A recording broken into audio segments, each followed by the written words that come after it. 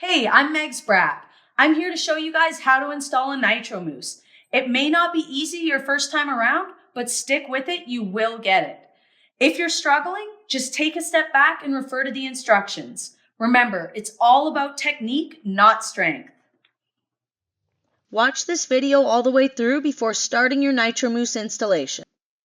After confirming the Nitromousse you are using is the appropriate size for the tire, collect all the tools you will need to complete the job.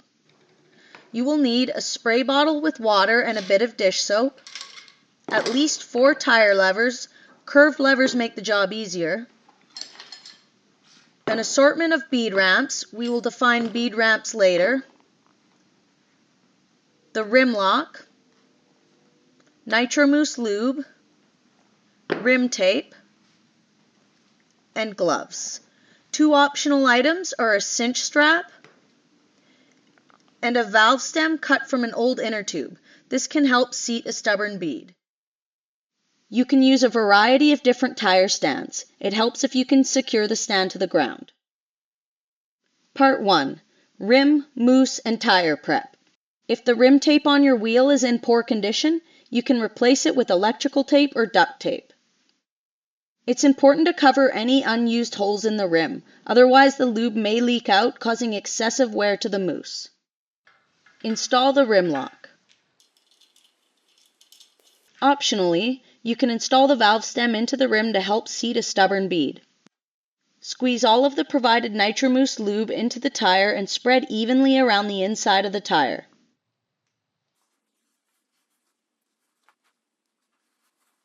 Holding the tire upright, install the Nitromousse into the tire by pushing it in with your feet and hands while rotating the tire.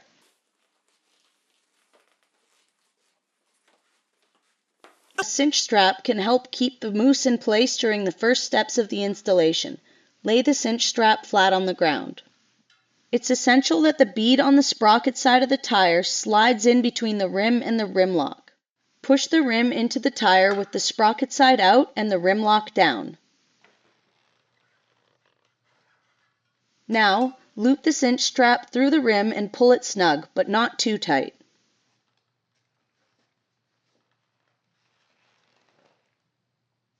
Part 2. Lower bead installation. Place the wheel onto the stand with the brake disc up.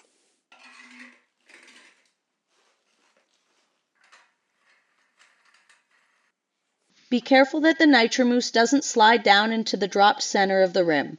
Loosen the strap if necessary.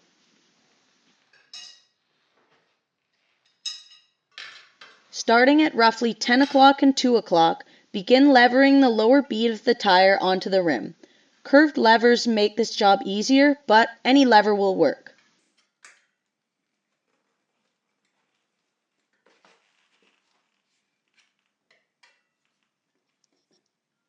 Take small bites, making sure the Nitromousse stays above the dropped center of the rim.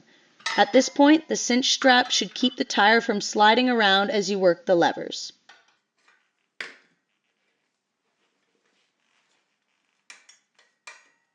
If it becomes difficult to flip the tire levers over, make sure the Nitromousse is not sliding into the rim.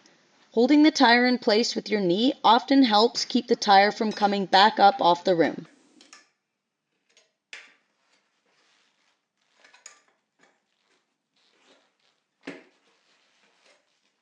Now that the lower bead is on, you can remove the strap.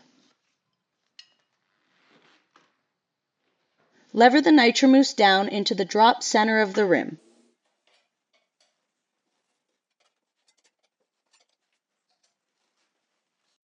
Part 3.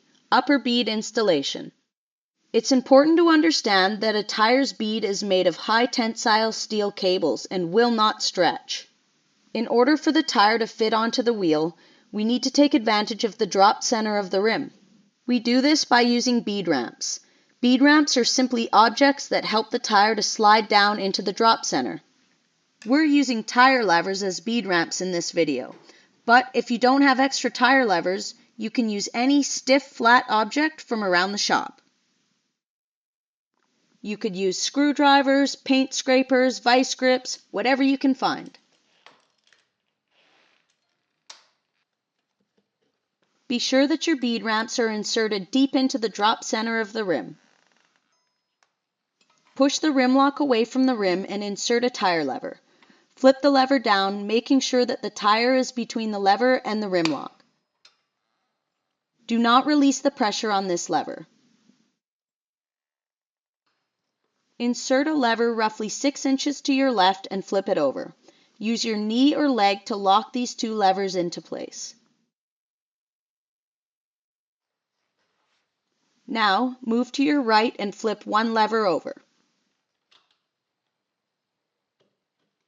While holding the tire down into the drop center of the rim, insert your first bead ramp.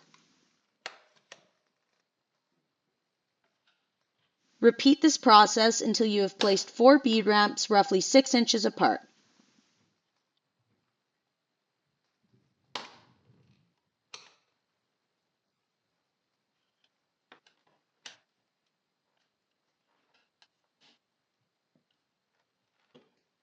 At this point, you should start to feel some resistance when flipping the levers over. Now is the time to add some soapy water to the areas closest to the bead ramps. You want the soap to help the tire slide down the bead ramps into the dropped center of the rim. This will help reduce the tension on the tire and make the final steps much easier. Wiggling the bead ramps helps the soap to flow into any sticky spots. Continue along taking small bites.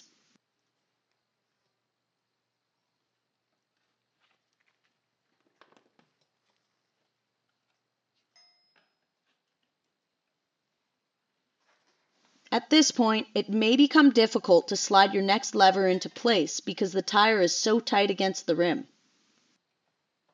Flipping the previous lever back towards the center of the wheel will give you extra space to slide the next lever into place. Notice the bead ramps keeping the bead in the drop center of the rim. Taking the smallest bites possible, continue until you have roughly 10 inches to go. If there is still too much tension to flip the levers over, check the opposite side to be sure the tire is slid down your bead ramps into the dropped center of the rim. Wiggle them if necessary and add more soap. At this point, you need to prepare for the final flip by placing an extra lever. There will be no room once you flip your second to last lever. Making sure your last lever stays in place, finish the final part of the bead. Now remove the bead ramps and make sure the bead is fully seated. The bead normally seats itself after a few minutes of riding. If the bead still hasn't seated, you could use the optional valve stem we installed earlier to give a blast of compressed air. Don't forget to tighten the rim lock.